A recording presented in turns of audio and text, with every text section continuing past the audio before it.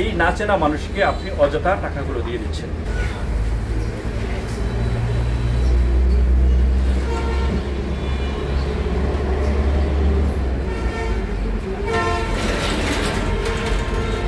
একটা প্রতারক চক্রের খুব সুন্দর একদম নতুন একটা প্রতারণার কৌশল আজকে আপনাদেরকে জানিয়ে দেবো। এটা একটা পার্টসের দোকান। এই দোকানে অপরিচিত লোক আসবে মালামাল কেনার জন্য। কিনতে সে এই যে দোকানদার থাকবে, যিনি দোকানদারের সাথে খুব ভালো সম্পর্ক করে কিছুক্ষণ দাঁড়াবে, এখানে গল্পগুজব করবে, চাটা খাবে, চা খাওয়াবে বা খাবে তার মাধ্যমে। গল্পগুজব করার পরে দোকানে আসবে, এটা দেখবে ওটা দেখবে, এই জিনিস দেখবে ওই জিনিস দেখবে। দেখার পরে এই যে ভিডিওটা হচ্ছে, আরেকজন কিন্তু ভিডিও করবে, আরেকজন এটা ভিডিও করবে, সে যে জিনিসগুলো নাড়াচাড়া করতেছে একদম সে ভিডিও করবে আরেকজন। এই ভিডিওটা তার মোবাইলে থেকে যাবে, এখান থেকে সে চলে যাবে, মালামাল কেনাকাটা করবে না, চলে যাবে। চলে যাওয়ার পরে কী কাজ করে যাওয়ার পরে এই যে তার যে ভিডিও ক্লিপগুলো এখানে শর্ট করে নেবে, ছোটো ছোটো ভিডিও করে নেবে। তার দোকানে যে সাইনবোর্ড আছে, সাইনবোর্ডে একটা ছবি দেবে।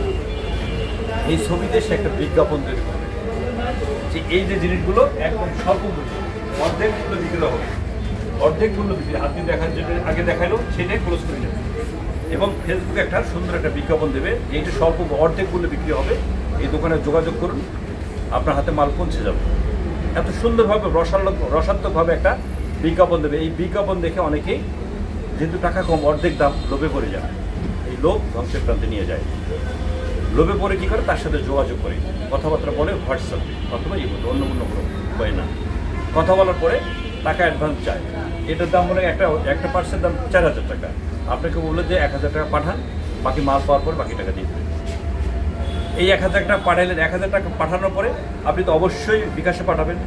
ভুল হয়ে গেছে, একটা কোড ভুলে গেছে, যে কোনো একটা কথা বলবেন, কথা বলার পরে আবার টাকা পাঠাবে। এইভাবে দেখা যাচ্ছে আপনার কাছে 3000, 4000, 5000 জিনিসের দাম অনুযায়ী আপনার কাছে টাকা নিয়ে একবারে এমন লোক আছে 30-40 হাজার টাকা দিয়ে দেন।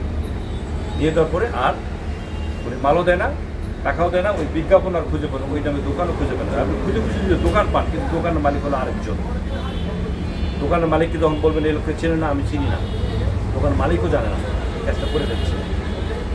এরকম অনেকেই শুধুমাত্র অসত্য বিজ্ঞাপন দেখে তাকে চিনেন না, জানেন না, তার নাম্বারটা আসলে আদৌ তার কিনা সেটাও জানেন না।